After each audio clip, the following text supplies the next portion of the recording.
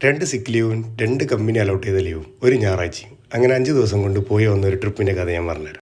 നാട്ടിലെ മഴ മൊത്തം കൊണ്ടു കഴിഞ്ഞപ്പോഴാണ് അകുംബ എന്ന് പറഞ്ഞ സ്ഥലത്തെ പറ്റി കേട്ടത്.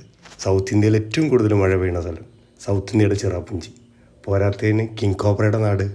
ഇന്നലെ വൈകുന്നേരം ഉടുപ്പി എത്തിയ ഒരു പെട്രോൾ പമ്പിൽ സ്റ്റേ അടിച്ചിട്ട് അവിടെ നിന്ന് ഉറങ്ങി നീറ്റ് രാവിലെ 6 മണിക്ക് തുടങ്ങിയ യാത്രയാണ്. ഉടുപ്പിയിൽ നിന്ന് ഒരു 80 കിലോമീറ്റർ വന്ന അകുംബ എത്തും. 2026 മൺസൂൺ റൈഡ് പ്ലാൻ ചെയ്യുന്നുണ്ടെങ്കിൽ നിങ്ങൾ എന്തായാലും അകുംബയിൽ വരണം. ഉടുപ്പി നിട്ട റെയിൻ ലേസ് അകുംബ കഴിയണ വരെ ഊരിയിട്ടില്ല. റോഡ് സൈഡിലൊക്കെ വണ്ടി നിർത്തുമ്പോൾ ഒന്ന് പ്രത്യേകം സ്ഥലങ്ങളൊക്കെ ഒന്ന് ശ്രദ്ധിക്കുക. കാരണം എല്ലായിടത്തും രാജവെമ്പാലയുടെ ഫോട്ടോ ഉണ്ടാവും. കേട്ടിടത്തോളം ആൾ നല്ലവനാണ്, നമ്മൾ മറ്റവനെ പോലെയല്ല. ഇവിടെ അധികവും വാട്ടർഫോൾസും 2-3 ഫോർട്ട്സാണ് മെയിൻ അട്രാക്ഷൻസ് ആയിട്ടുള്ളത്. ഞങ്ങളിവിടെ പോയ സ്ഥലത്തിൻ്റെ ഡീറ്റെയിൽസ് എല്ലാം ഞാൻ താഴെ കൊടുക്കുന്നുണ്ട്.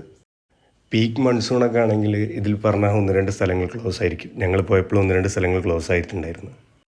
ഇവിടെ മലമുകളിലൊരു ഫോർട്ട് ഉണ്ട്. ആ ഫോർട്ടിൻ്റെ അവിടെ ഒരു 1.5 മണിക്കൂറോളം ഞങ്ങൾ വെയിറ്റ് ചെയ്ത് ഇപ്പോൾ തുറക്കുമെന്ന് വിചാരിച്ചിട്ട്. അപ്പോൾ അവിടെയുള്ള പീഡ നടത്തുന്ന ഒരു ചേച്ചി പറഞ്ഞ് അതിനി തുറക്കാൻ ചാൻസ് ഇല്ല എന്ന്. കാരണം അത്രയ്ക്ക് മഴയാണ് അവിടെ ഈ വർഷം കിട്ടിയത്. അതുകൊണ്ട് അവിടെ ഇത്തിരി ഡേഞ്ചറാണെന്ന് പറഞ്ഞിട്ട് നിങ്ങൾക്ക് അടിപൊളി ഒരു സ്ഥലം പറഞ്ഞുതരാമെന്ന് പറഞ്ഞ് ശൃംഗേരി വാട്ടർഫോൾസിലേക്ക്. ഇവിടുന്ന് 23 കിലോമീറ്റർ. അത് എത്ര മഴയാണെങ്കിലും ക്ലോസ് ചെയ്യില്ല എന്നാണ് ആ ചേച്ചി പറഞ്ഞത്. അപ്പോൾ ഞങ്ങൾ അങ്ങോട്ട് വെച്ച് പിടിച്ച്. ഞങ്ങൾക്ക് പോകേണ്ടതും ആ റൂട്ട് തന്നെയാണ്, അടുത്ത ഡെസ്റ്റിനേഷനിലേക്ക്. ശൃംഗേരി വാട്ടർഫോൾസിൻ്റെ അടുത്തേക്ക് എത്തിയപ്പോഴത്തേക്കും മഴയുടെ രൂപം തന്നെ മാറി. പെരും മഴയായി.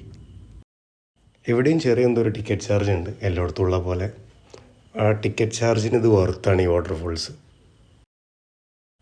ഉച്ച കഴിഞ്ഞപ്പോൾ അവിടെ നിന്ന് ഞങ്ങൾ ഇറങ്ങി ഒരു ലഞ്ച് കഴിക്കാനായിട്ടൊരു ഹോട്ടൽ തപ്പി ഇറങ്ങി. ഹോട്ടൽ തപ്പി അവസാനം ശിവമോഗ എത്തി. അവിടെ നിന്നാണ് എന്തെങ്കിലും കഴിച്ചത്. ഭക്ഷണം കഴിച്ച് വീണ്ടും റെയിൻകോട്ട് ഇട്ട് യാത്ര പിന്നെയും തുടങ്ങി. രാത്രി ഒരു 8 മണി 9 മണിയാകുമ്പോൾ ഞങ്ങൾ അടുത്ത ഡെസ്റ്റിനേഷൻ എത്താനായി.